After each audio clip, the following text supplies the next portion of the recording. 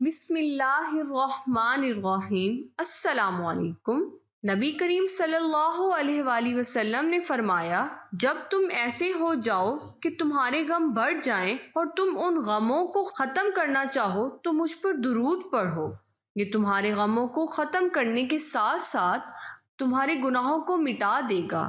آج میں آپ کو ایک ایسا عمل بتاؤں گی کہ اگر میاں بیوی کی آپس میں نہ بنتی ہے، اگر ایک شوہر کی ایک بیوی کے ساتھ اور ایک بیوی کی اس کے شوہر کے ساتھ نہ بنتی ہو تو دونوں میں سے کوئی ایک ہی عمل کر لے تو لڑائی جھگڑے ہمیشہ کے لیے محبت میں تبدیل ہو جائیں گے۔ عمل آپ کو بتا دیتی ہوں، آزما کر آپ دیکھ لیں، انشاءاللہ ضرور آپ کو کام آئے گا۔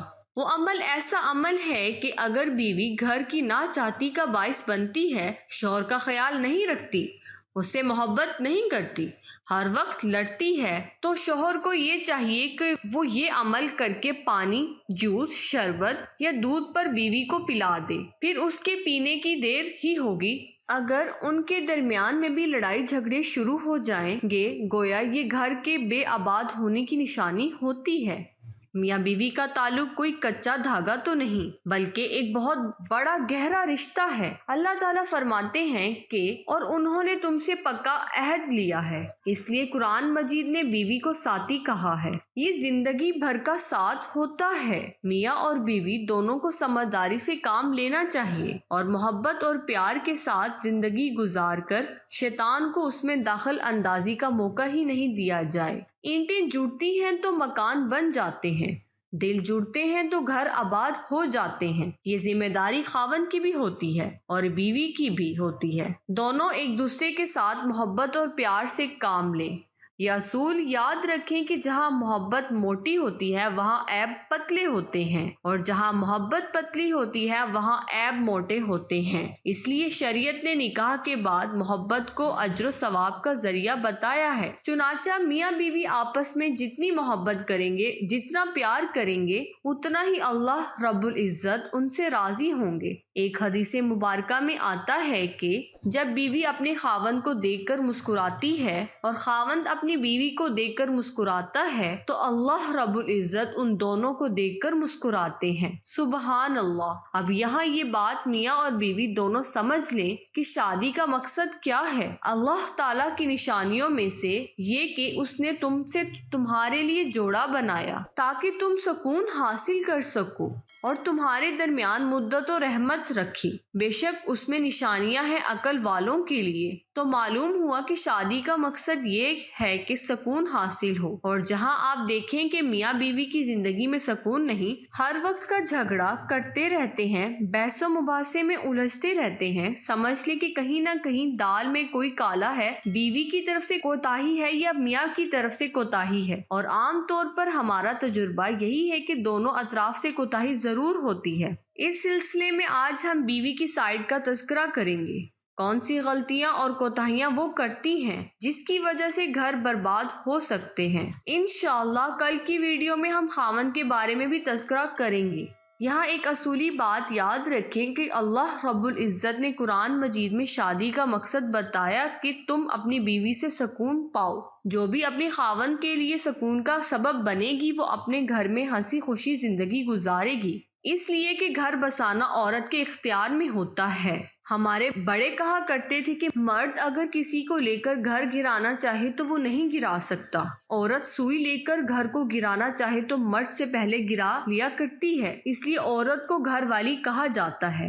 گھر کا بسانا عورت کے اوپر منحصر ہے۔ خاوند سے محبت کا رشتہ مضبوط کریں۔ یاد رکھیے کہ خوبصورت تعلیم یافتہ اور مالدار بیوی کو بھی خاوند کے دل کی ملکہ بننے کے لیے سمجھداری سے کام کرنا پڑتا ہے، لہٰذا زندگی کے اس سفر میں ایک دوسرے کے ساتھ محبت کا رشتہ مضبوط کریں۔ بیوی کو چاہیے کہ وہ خاوند کو یقین دہانی کرائے، صرف محبت کا اظہار ضروری نہیں ہے، اس کو محسوس بھی کروائیں کہ واقعی بیوی مجھ سے محبت کرتی ہے۔ خاوند کے سامنے سر بہری دکھانا جھگڑے کی بنیاد ہوتی ہے۔ شیطان بھی کتنا مکار ہے کہ جب بیوی خاوند کے پاس ہوتی ہے تو اس پر عجیب شرم و حیا طاری کر دیتا ہے، اور جب محفل میں بیٹھی ہوتی ہے تو پھر ان کے سامنے کھل کھلا کر ہنس رہی ہوتی ہے۔ تو یہ ذہن میں رکھیں کہ شریعت نے جہاں محبت کے اظہار کرنے کے لیے کہا وہاں محبت کا اظہار کرنا بھی ثواب ہوتا ہے۔ کئی جگہوں پر ہم نے جھگڑوں کی بنیاد ہی یہی دیکھی، خاوند پیار بھی کرتا ہے اور محبت کا اظہار بھی کرتا ہے، اور بیوی اپنے اندر دل میں خوش بھی ہو رہی ہوتی ہے، لیکن اظہار ایسے کرتی ہے جیسے اسے کوئی فرق ہی نہیں پڑتا، اظہار ایسے کرتی ہے کہ جیسے اس کی کوئی ضرورت ہی نہیں ہے۔ محبت کا جواب ہمیشہ محبت سے دینا چاہیے۔ جب خاوند چاہتا ہے کہ بیوی محبت کا اظہار کرے تو بیوی اس کے لیے تو یہ سنہری موقع ہے، ایسی بات کہے، ایسے الفاظ کہے کہ خاوند کا دل باغ باغ ہو جائے۔ نبی سے اپنی محبت کا برملا اظہار آپ ذرا سوچئے کہ ام المومنین حضرت عائشہ رضی اللہ تعالی عنہا فرماتی تھیں، بات چیت کے دوران ایک مرتبہ نبی کریم صلی اللہ علیہ وآلہ وسلم نے فرمایا کہ عائشہ، آپ مجھے مکھن اور کھجور کو ملا کر کھانے سے بھی زیادہ مرغوب ہو۔ عائشہ صدیقہ رضی اللہ تعالی عنہا مسکرائیں اور فوراً جواب میں کہا کہ اے اللہ کے پیارے حبیب، آپ مجھے مکھن اور شہد کو ملا کر کھانے سے بھی زیادہ مرغوب ہیں۔ نبی کریم صلی اللہ علیہ وآلہ وسلم مسکرا پڑے اور فرمایا کہ عائشہ، تیرا جواب بہت بہتر ہے۔ آپ دیکھیے، خاوند نے جو بات کہی، بیوی نے ایک دم آگے بڑھ کر بات کہی۔ خاوند سے محبت کا اظہار نہیں کریں گی تو کس کے ساتھ کریں گی؟ انسان کی فطرت ہے کہ جب وہ کسی سے محبت کرتا ہے تو محبت کا اظہار چاہتا ہے۔ یاد رکھیے، عشق اور مشق چھپے نہیں رہ سکتے، ہمیشہ اظہار مانگتے ہیں۔ جہاں بھی ہوں گے یہ اپنے آپ کو ظاہر کیے بغیر نہیں رہیں گے۔ اسی طرح بیوی جب خاوند سے محبت کرتی ہے تو یہ سوچنا کہ اگر میں محبت کا اظہار کر دوں گی تو خاوند کی نظروں میں گر جاؤں گی، یہ بہت بڑی غلطی ہوتی ہے۔ کیسے ممکن ہے کہ ایک بندہ اپنے قول سے اور فعل سے محبت کا اظہار کر رہا ہو اور دوسرے بندے کی نظر میں اس کی قدر کم ہو رہی ہو؟ یہ کیسے ممکن ہے؟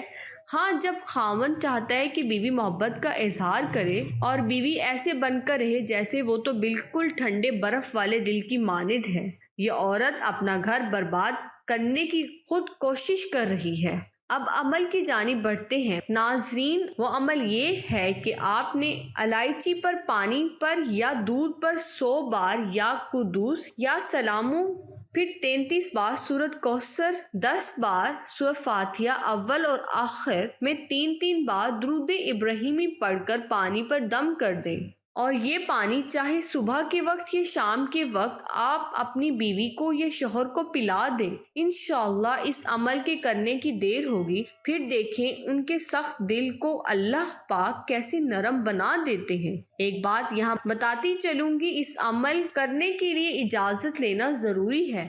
اجازت کے لیے آپ کو ہماری اس ویڈیو کے نیچے کمنٹ سیکشن میں اللہ کے نام لکھ دینا ہے۔ جیسے ہی اجازت مل جائے گی پھر آپ اس عمل کو کریں۔ اجازت کے بغیر یہ عمل کوئی خاص فائدہ نہیں دے گا۔ اجازت لینے کے لیے اللہ لکھنا ضروری ہے تاکہ آپ کو روحانی طور پر مدد اجازت مل جائے۔